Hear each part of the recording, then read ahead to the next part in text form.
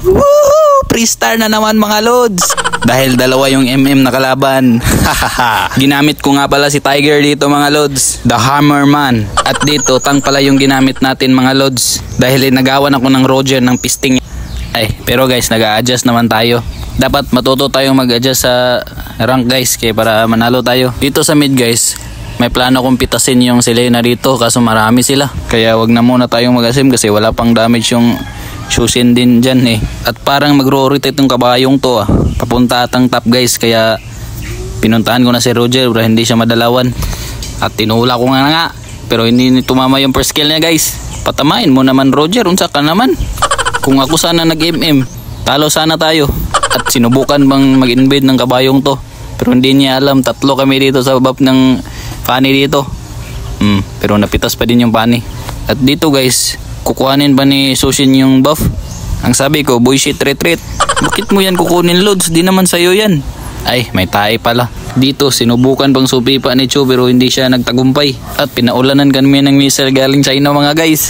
At natatamaan pa tayo dito mga guys. Tulong guys. Salamat ka Shushin. Niligtas ko buhay mo. At dito, ang kulit-kulit talaga ng kabayong to. Ipilit pa talagang mag-invade siya. Kaso siya naman yung napipitas. Kulit kikang buhanga ka. Dito guys, magto-turtle na kami. Aagawin naming turtle ni kabayo dito. Kasi hindi naman yan sinasamahan eh. Kawawa naman tong si Leomord guys. Walang kasama sa buhay. Pati yung kabayo niya, iniwan na siya. So dito, bumalik ako sa top guys para hantingin yung Hanabi. Eh medyo yung Hanabi dito may alam talaga sa laning. Ayaw niyang magpapatay guys. Play safe lang siya. Tignan mo yung mga ginagawa niya oh, di ba? Yan yung gayahin nyo guys. Hindi kayo magpapatay. Kasi yan yung malaking tulong sa sa teammates mo. Ito, sinusubukan namin siyang ipitas. Tangkihin ko yung Tore pero ayan. Recall na pala yung hit ng Tore. At dito guys, hinabol na namin si Leomord. Nag-assist ako guys, pero yung Fanny, tignan nyo yung Fanny guys. Malaking Jastro, grabe. At pati siya, napatulala sa ginawa niya. Kasi walang saysay yung ginawa niya. Grabe talaga tong Hanabi guys. Play safe na play safe talaga. Oh, tignan yung mga galawan niya. Pati yung Roger, hirap siyang patayin. Napapatay man siya pero pipitas din niya yung Roger kasi may Tore. At ayan, missile from China na naman. Kulit talaga tong kabayo na to. Kahit ako, hirap sa mga pinaggagawa niya. Ang kulit mo. At dito guys, papakitaan ko kayo ng malupit na set guys. Confident pa akong mag-assist dito guys kasi may Roger pero wala, nasipa ako. Dito, grabe yung nagpapasikat yung Argos dito. Magpaawat ka naman niya. At dito sa buff, nagka-clash na naman kami.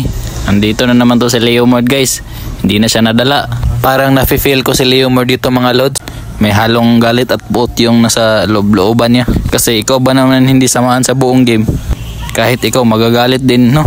Mga lods, no? Ikaw na Beatrix ka, pag nag-push ako, huwag kang makulit. Tignan mo tuloy nangyari sa'yo. Ayan mga lods, mag-isa na naman dito si Leo. Di ko alam kung ba't ako naawa dito sa taong to. Ang sama naman ng mga kasama niya. Grabe naman kayo kay Leomord mga lods. Dito, inasar ko si Selena. Nagtipi-tipi ako sa mukha niya. Tipi-tipi. Asa ka boy ha? Asa ka boy. Hala, pati din yung kalmot ni Selena, recall na din. At sabi ko dito, mag-mid na kami mga lods kasi lamang na kami. Kaya na namin tong end kasi may lord na din kami.